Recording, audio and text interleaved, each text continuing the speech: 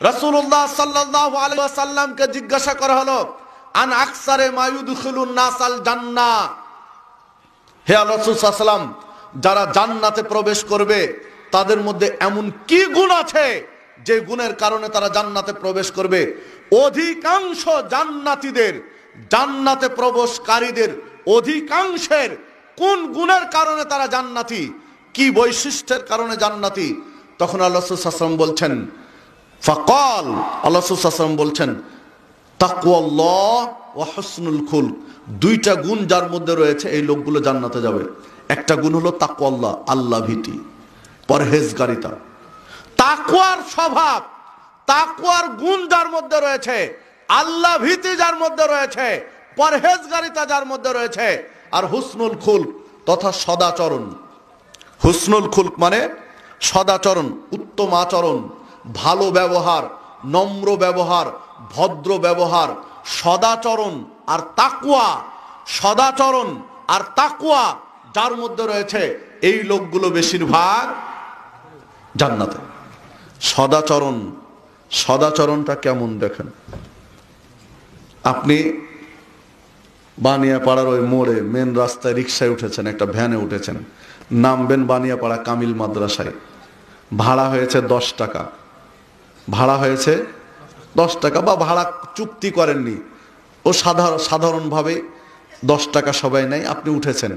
এখন নামার সময় ও চাচ্ছে 15 টাকা, আপনি মিটিয়ে উঠেননি, চুক্তি করে উঠেননি, এখন ও চাচ্ছে 15 টাকা। 15 টাকা চেয়েছে, আপনি যদি তাকে ধমকিয়ে চোখ রাঙিয়ে বলেন, বেয়াদব, এক থাপ্পড় মারবো, ভাড়া 15 টাকা, সবাই 10 টাকা নেয়, তুমি 15 টাকা চাইলে কেন? তাহলে আপনার সদাচরণ নেই, সদাচরণ নেই, আপনার আপনার আচরণ ভদ্র নয়, আপনার ব্যবহার ভালো নয়, আপনার ব্যবহার খারাপ, কারণ আপনি চুক্তি করে উঠেননি, তার সাথে কন্টাক্ট আপনার নেই। হ্যাঁ, তাকে ভদ্রভাবে যদি আপনি বলেন যে তুমি 15 টাকা চাইলে কেন, কারণ ভাড়া তো 10 টাকা, এটা হলো সদাচরণ। হাসি মুখে বললেন, ভাড়া সবাই 10 টাকা নেয়, তুমি 15 চাচ্ছ কেন, এটা হলো সদাচরণ। সম্মানিত উপস্থিতি, যে কথা বলছিলাম, এরপরে 10 টাকা তাকে বের করে দিলেন। 10 টাকা বের করতে গিয়ে পকেট থেকে কয়েকটা টাকা বের হয়েছে, দেখলেন যে 10 টাকা নোটটা ছেঁড়া, কষ্টেপ লাগানো, চলবে কিনা সন্দেহ আছে, জীর্ণ শীর্ণ, ওটা বেছে দিলেন, তাহলে আপনার সদাচরণের ত্রুটি আছে, আপনার ব্যবহার সুন্দর নয়, অসুন্দর, আপনার ব্যবহারের সমস্যা আছে। হ্যাঁ, 10 টাকা বের করার পরে কয়েকটা 10 টাকা নোট বের হয়েছে, আপনি বেছে যেটা ভালো, কড়কড়া, কড়কড়া তো বুঝেন, সুন্দর, এই সুন্দর টাকাটা ওকে দিলেন, তাহলে আপনি সদাচরণের মানুষ, আপনি ভালো ব্যবহারের মানুষ, আপনি ভালো মনের মানুষ। সম্মানিত উপস্থিতি, কেন? কারণ আল্লাহ আপনাকে ওর চেয়ে বেশি টাকা দিয়েছেন, তাই আপনি রিক্সায় উঠেছেন, তাই না, ভ্যানে উঠেছেন। ওর অভাব আছে আপনার চেয়ে বেশি, তাই ও ভ্যান ঠেলছে বা টানছে। তাহলে ওর কাছে ভালো টাকাটা দরকার, যেটা চলার ব্যাপারে কোনো সন্দেহ নেই। যে টাকাটা ছেঁড়া, চলবে কিনা সন্দেহ, কষ্টেপ লাগানো, ওই এমনিতে গরিব মানুষ, আর তাকে ওই টাকা দিলেন, যদি টাকাটা না চলে ও ক্ষতিগ্রস্ত হলো। সম্মানিত উপস্থিতি, যে কথা বলছিলাম, আল্লাহ রাসূল সাল্লাল্লাহু আলাইহি ওয়াসাল্লাম বলছেন, সদাচরণ আর তাকওয়া যার মধ্যে রয়েছে, এই দুইটি গুণ বিশিষ্ট মানুষগুলো বেশিরভাগ জান্নাতি। ওয়াসুয়েল আর আকসারে মা ইউদখিলুন নাসান নার, আবার জিজ্ঞাসা করলেন, যারা জাহান্নামে যাবে, এই জাহান্নামীদের এমন কি খারাপ গুণ রয়েছে যার কারণে তাদেরকে জাহান্নামে যেতে হয়েছে? বেশিরভাগ জাহান্নামীর জাহান্নামে যাওয়ার কারণ কি? আল্লাহ রাসূল সাল্লাল্লাহু আলাইহি ওয়াসাল্লাম বলেন, আল ফামু ওয়াল ফারজ, মুখ এবং লজ্জাস্থান। মুখের কারণে বেশিরভাগ মানুষ জাহান্নামে যাবে, আর লজ্জাস্থানের কারণে বেশিরভাগ মানুষ জাহান্নামে যাবে। যত মানুষ জাহান্নামে যাবে, সমস্যা দুইটা, একটা হলো মুখ, আর একটা হলো লজ্জাস্থান। মুখের যারা সুষ্ঠু ব্যবহার করেনি, মুখ যারা নিয়ন্ত্রণ করেনি, আর লজ্জাস্থান যারা নিয়ন্ত্রণ করেনি, এই লোকগুলো যাবে কোথায়? জাহান্নামে।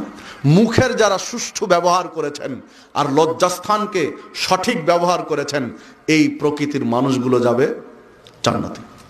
সম্মানিত উপস্থিতি, যে কথা বলছিলাম, দেখুন মুখ আর লজ্জাস্থান যারা নিয়ন্ত্রণে নেই, যাদের নিয়ন্ত্রণে মুখ নেই, যাদের নিয়ন্ত্রণে লজ্জাস্থান নেই, এই লোকগুলো হচ্ছে খারাপ লোকগুলো, জাহান্নামী। মানে লোকগুলো কি খারাপ, এরা নিকৃষ্ট, এরা সৃষ্টির মধ্যে নিকৃষ্ট। হাদিস পাবেন তিরমিজির মধ্যে 2004 নম্বর হাদিস তিরমিজির, এবং হাদিস সহিহ।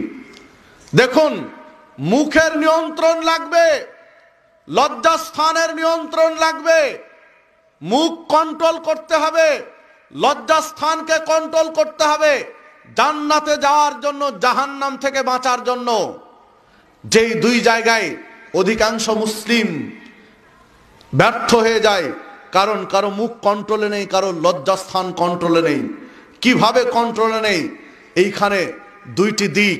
একটি দিক হলো মুখের মাধ্যমে যে কথা বলবো, এই কথা যেন সুন্দর হয়।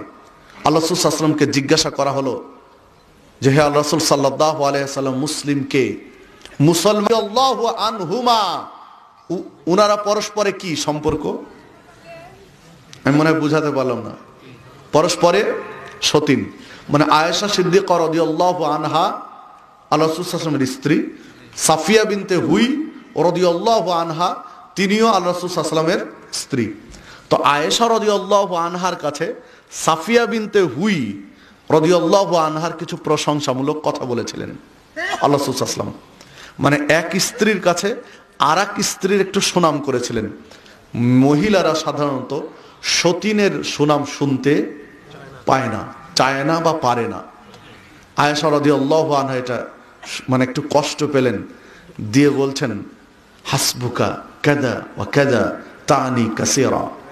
বলছেন আয়েশা রাদিয়াল্লাহু আনহা বলছেন, আপনি সাফিয়া বিনতে হুইয়ের কথা বলছেন, ও তো একটুক একটুক, মানে কাদা ও কাদা, এইরকম এইরকম। মানে বলছেন যে ও তো বেঁটে মহিলা, খাটো মহিলা। কেউ বেঁটে খাটো হলে আমরা তার বলি না, বদনাম করি না। তো আয়েশা রাদিয়াল্লাহু আনহা বলছেন সাফিয়া বিনতে হুই তো একটা খাটো মহিলা, একটা বেঁটে মহিলা। তো খাটো মহিলা, বেঁটে মহিলার এত সুনামের কি আছে? মানে এই কথাটা বুঝাতে চেয়েছেন, এই মানে একটুক একটুক বলে আর কি। সম্মানিত উপস্থিতি, সাফিয়া বিনতে হুই রাদিয়াল্লাহু আনহা মানে প্রকৃত পক্ষে খাটো মহিলা, মানে তুলনামূলকভাবে একটু বেঁটে মহিলা ছিলেন। আয়েশা রাদিয়াল্লাহু আনহা কি মিথ্যা বলেছেন? ভুল বলেছেন কি? মানে যা সত্য সেটাই বলেছেন, কিন্তু উদ্দেশ্যটা ভালো নয়। উদ্দেশ্যটা হলো সাফিয়া বিনতে হুইকে একটু ছোট করা, সাফিয়া বিনতে হুইকে একটু মানে খাটো করে উপস্থাপন করা, তার একটু বদনাম করা। এই জন্য আল্লাহ রাসূল সাল্লাল্লাহু আলাইহি ওয়াসাল্লাম বলছেন, আয়েশা তুমি বললে কি? আচ্ছা ডিস্টার্ব হচ্ছে কেন দেখেন।